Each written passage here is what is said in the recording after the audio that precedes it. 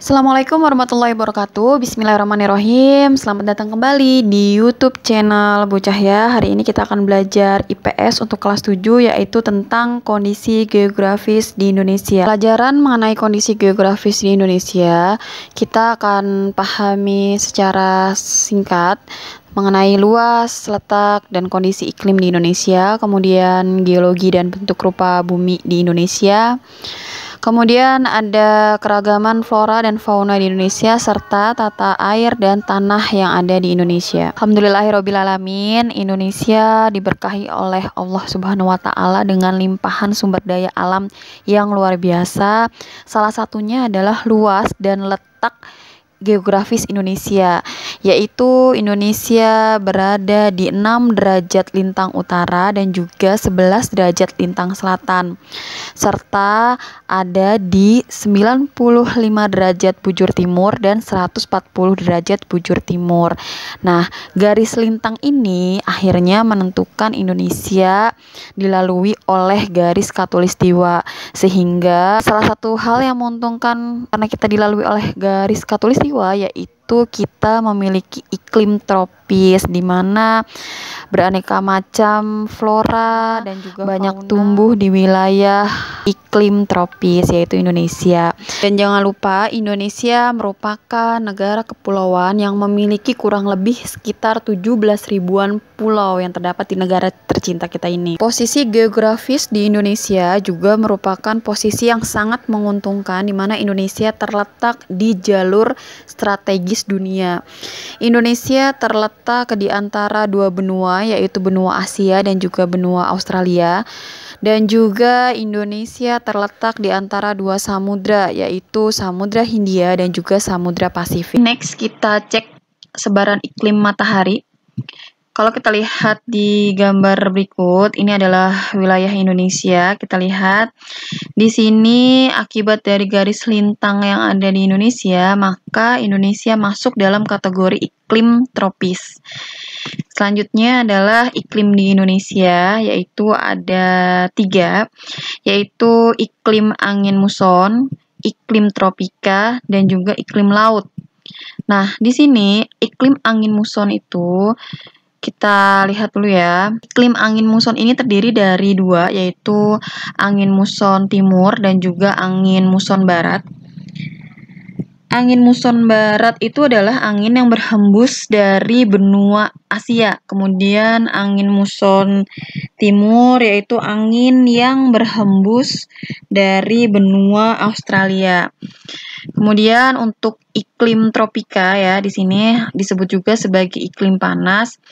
Kemudian ada iklim laut, karena Indonesia adalah negara kepulauan, maka Indonesia tentu memiliki iklim yang berembus dari lautan. Nah, kenapa ada iklim tropis dan juga ada iklim musim? Nah, kalau iklim musim ini adalah iklim yang berasal dari angin ya, jadi hembusan angin. Jadi biasanya berubah-ubah setiap 6 bulan sekali. Selanjutnya adalah kita cek. Nah, di sini yang tadi sudah Ibu jelaskan ada angin muson barat dan juga angin muson timur. Hembusannya bisa kalian lihat perbedaannya di peta berikut ini ya. Selanjutnya ada pembagian waktu wilayah Indonesia. Nah, ini kita lihat di sini di bagian waktu Indonesia Barat. Ini ada di sini, kalian kita lihat di peta. Salah satunya ada di wilayah Sumatera, kemudian Pulau Jawa.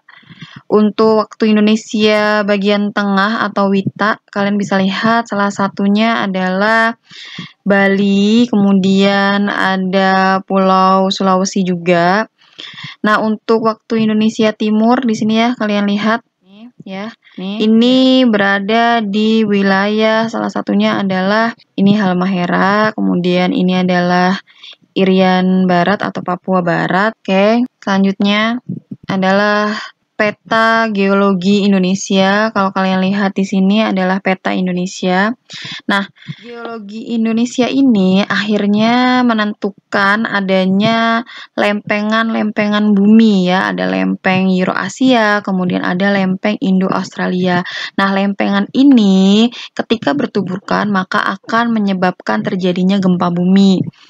Kemudian Indonesia juga berada di wilayah pegunungan lipatan muda, yaitu ada Sirkum Mediterania, kemudian ada Sirkum Pasifik. Nah, sirkum-sirkum ini yang mengakibatkan Indonesia berada pada wilayah gunung berapi atau yang biasa kita dengar atau kita kenal dengan sebutan The Ring of Fire. Nah, kemudian selanjutnya adalah paparan Sunda dan juga paparan Sahul.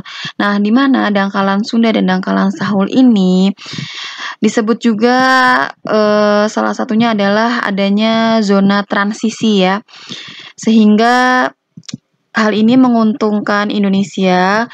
Salah satunya adalah keanekaragaman dari flora dan juga fauna yang ada di Indonesia. Selanjutnya kita lihat di sini, ini ada peta tektonik Indonesia ya. Tadi sudah Ibu sebutkan di mana terjadi adanya lempengan-lempengan, ada lempengan Indo-Australia, kemudian ada lempengan dari Pasifik dan juga lempengan dari Eurasia. Nah, lempengan-lempengan ini tadi yang menyebabkan terjadinya gempa yang ada di wilayah Indonesia. Oke, next. Nah, ini di sini ada peta ya.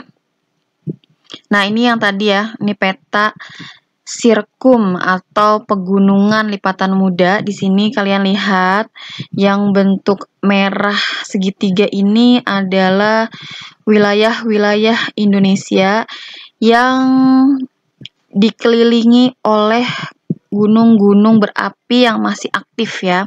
Makanya disebut dengan The Ring of Fire. Nah, selain kita berada di wilayah gunung dengan gunung api yang aktif, keuntungannya adalah kita menjadi negara yang subur ya setelah terjadinya gempa, terjadinya akibat vulkanik ya. Lempengan-lempengan ini kemudian mengakibatkan tanah-tanah di Indonesia menjadi tanah-tanah yang subur sehingga banyak dari tanaman-tanaman yang ditanam di Indonesia menjadi dapat berkembang dan bertumbuh dengan baik. Selanjutnya kita lihat di sini. Nah, ini adalah persebaran fauna atau hewan di Indonesia ya. Kalian bisa lihat di sini. Nah, di sini salah satunya contohnya ya. Ini ada badak di ujung kulon ya. Nih ya. Kemudian ada harimau Jawa, kemudian ada banteng. Nah, ke wilayah Sumatera ada gajah, kemudian ada harimau Sumatera, dan juga ada beruang madu. Sampai di Kalimantan, di pulau ini kita akan temukan khas dari hewan di Indonesia yaitu orangutan. Kemudian di bagian wilayah tengah, nah ini ada babi rusa ya. Di wilayah sekitaran Sulawesi ya, ada anoa, ada burung maleo, dan juga jangan lupa di Pulau Komodo ada hewan khas Indonesia yaitu komodo, yaitu hewan epidemik ya. Kemudian ada bergeser kita ke wilayah Indonesia Timur. Di sini ada yang terkenal adalah ada burung cendrawasih, kakatua, kemudian ada walabi juga ya. Kemudian ada kuskus. Nah, ini dia. Jadi garis-garis ini yaitu garis Wallace atau garis Wallace, kemudian ada garis Weber atau Weber line. Nah, garis-garis ini juga menentukan keanekaragaman hayati fauna yang ada di Indonesia ya. Jadi kalau ada garis Wallace itu membentang dari wilayah Indonesia bagian barat ya, memotong ke Indonesia bagian tengah. Kemudian untuk garis Weber itu memotong antara waktu Indonesia tengah ke wilayah Indonesia bagian timur. Oke. Next, kita lihat di sini ini ada persebaran flora yang ada di Indonesia ya. Salah satunya adalah adanya, kita lihat di sini ada kelapa, beberapa wilayahnya ada di Kalimantan, kemudian Sulawesi ya, ada di Sumatera juga. Kita lihat di sini. Nah, ini nih ya, ini pohon kelapa ya, kita lihat di sini. Nah, ini. Kemudian ada juga persebaran rumput laut ya, ini ada di sekitaran Pulau Sumatera juga. Ada rumput laut, kemudian ada juga jagung di sekitar Sulawesi ya, di Pulau Sulawesi. Kemudian di sini kita lihat juga ada cengkeh ya. Ini adalah rempah-rempah asli Indonesia ya. Kita lihat. Nah, oke, ini cengkeh itu rata-rata ada di Maluku ya. Di sekitaran Maluku. Kemudian selanjutnya, peta selanjutnya. Nah, setelah itu kita akan melihat relief atau bentuk rupa bumi, yaitu terbagi menjadi dua, yaitu ada daratan dan juga lautan. Nah, untuk daratan kita lihat di sini terdiri dari gunung, kemudian lembah, ada dataran tinggi, salah satunya adalah dataran tinggi Dieng ya.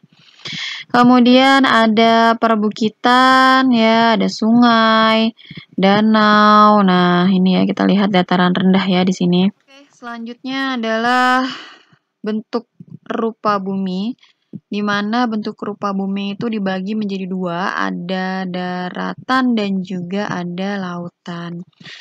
Nah, untuk wilayah daratan kita lihat di sini ada contoh-contohnya ya.